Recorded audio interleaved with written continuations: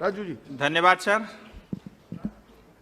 सबसे पहले तो मैं आदरणीय श्री प्रधानमंत्री श्री नरेंद्र मोदी जी और हमारे मंत्री श्री संतोष गंगवार जी को बहुत बधाई देता हूं, क्योंकि ये जो बिल है ये खास करके हमारे दार्जिलिंग, तराई, डूवर्स के करीब 400 बड़े चाय बागान और 800 से 1000 छोटे जो स्मॉल ग्रोअर है उनके लिए बहुत बड़ी बात है, बहुत खुशी की बात है। ये विधेयक माननीय प्रधानमंत्री द्वारा दिए गए रिफॉर्म, परफॉर्म और ट्रांसफॉर्म के विजन को दर्शाती है। भारत की आजादी के 72 वर्ष के बाद भी आज तक इस तरह के रिफॉर्म हमारे सामने नहीं आए थे। आज करीब 50 करोड़ ऑर्गेनाइज और अनऑर्गेनाइज श्रमिकों को वेतन की सुरक्षा, सामाजिक सुरक्षा, स्वास्थ्य सुरक्षा देने का काम हो रहा है, जबकि पहले लगभग सिर्फ 10 करोड़ श्रमिकों की ही बात होती थी। अब ये 4 लेबर कोड के माध्यम से करीब 29 श्रम कानून इसमें जो है समावित हो रहे हैं। वेज कोड जो पिछले साल ही पास हो चुका है, IR कोड, OHS कोड और सोशल सिक्योरिटी कोड। ये बिल 2019 में ही अपने सामने आ गया था, लेकिन इसे संसदीय समिति को भेज दिया गया था और स्थायी समिति ने सभी स्टेक होल्डर, श्रमिकों और श्रमिकों के जो संगठन है, इंडस्ट्री के जो लीडर है, उनके जो एक्सपर्ट हैं, उन सब से इनपुट भी लिए और समिति द्वारा विभिन्न स्टेक होल्डर द्वारा दिए गए करीब 174 जो सुझाव है उसको भी अपना लिया गया है। अब सर मैं इस बिल के कुछ मेरिट आपके सामने रखना चाहूंगा बहुत सरल भाषा में। ये बिल पास होने के बाद सभी मजदूरों को न्यूनतम मजदूरी यानी मिनिमम वेज की गारंटी देता है। मैं आपको उदाहरण के लिए बताना चाहूंगा, मैं चाय बागान क्षेत्र से आता हूं। 1951 प्लांटेशन लेबर एक्ट के कारण आज तक पश्चिम बंगाल में लोगों को मिनिमम वेज नहीं मिल रहा है। आज पूरे पश्चिम बंगाल में करीब 350 रुपए मिनिमम वेज है, लेकिन चाय बागान के मजदूरों को मात्र 176 रुपए प्रतिदिन मिलता है। अब इस कानून के पास होने के बाद PLA एक्ट 1951 अस्तित्व में नहीं रहेगा और श्रमिकों को पूरा जो है वेतन मिनिमम वेज मिलेगा। ये जो बिल है सभी मजदूरों को समान वेतन की गारंटी देता है, महिला और पुरुष मजदूरों को समान वेतन देता है। हर मजदूर को अपॉइंटमेंट लेटर भी दिया जाएगा। हर मजदूर को साल में एक बार हेल्थ चेकअप भी कराया जाएगा और जो मिनिमम वेज की जो अलग अलग समस्याएं थी, समानता नहीं थी, यूनिफॉर्मिटी नहीं थी, उसको दूर करने के लिए एक यूनिफॉर्म फ्लोर वेज का प्रावधान भी किया गया है।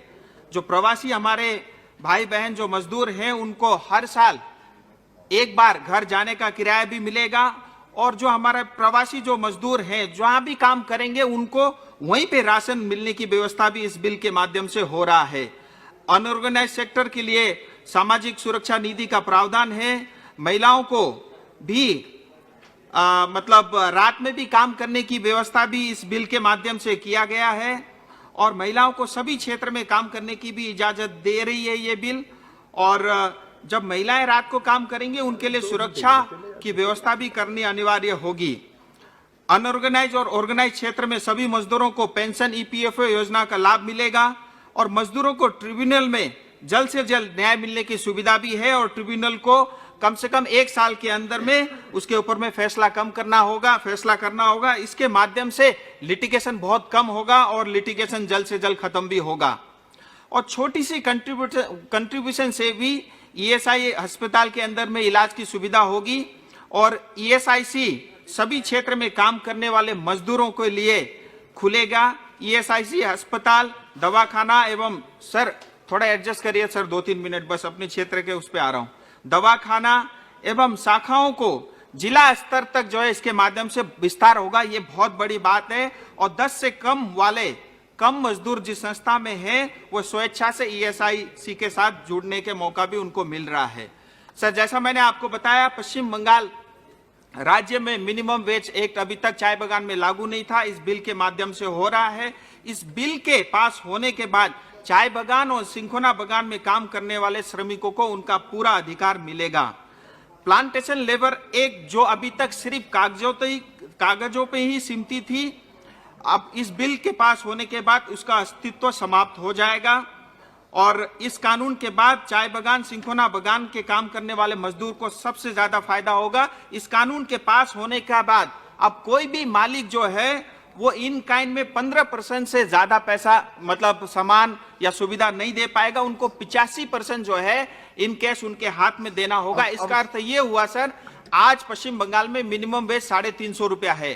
जब उनको 85% देना पड़ेगा, इसका मतलब ये होगा कि करीब करीब 300 रुपए मिनिमम वेज सभी श्रमिकों को मिलेगा।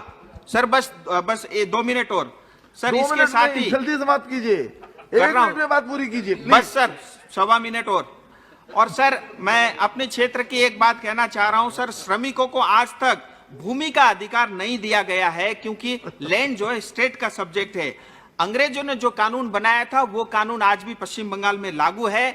अभी 2019 में ही पश्चिम बंगाल सरकार ने 15% चाय बागान की जमीन मालिकों को दे दी टूरिज्म के लिए। मैं उसका स्वागत करता हूं, लेकिन उस जमीन पे मालिकों से ज्यादा अधिकार हमारे श्रमिकों का है। तो मैं आपके माध्यम से यह अनुरोध करता हूं, जिस तरह से FRA एक्ट 2006 इसी पार्लियामेंट से पास होकर के जो हमारे वन बस्ती में रहने वाले लोगों को जमीन का अधिकार दिया गया, इसी तरह से कानून पास करके जो हमारे श्रमिक चाय बागान और सिंकोना बागान में काम करने वाले लोग हैं उनको प्रजापट्टा दिया जाए। अंत में एक ही बात कहना चाहूंगा, हमारे पश्चिम बंगाल के मुख्यमंत्री हमेशा कहती थी पहाड़ हास्चे, लेकिन पहाड़ को उन्होंने शमशान घाट बना के रखा हुआ है। मैं इस बिल पास होने के बाद इतना अपने लोगों से जरूर कहना चाहूंगा, इस बिल पास होने के बाद पहाड़ जरूर मुस्कुराएगा। बहुत बहुत धन्यवाद सर।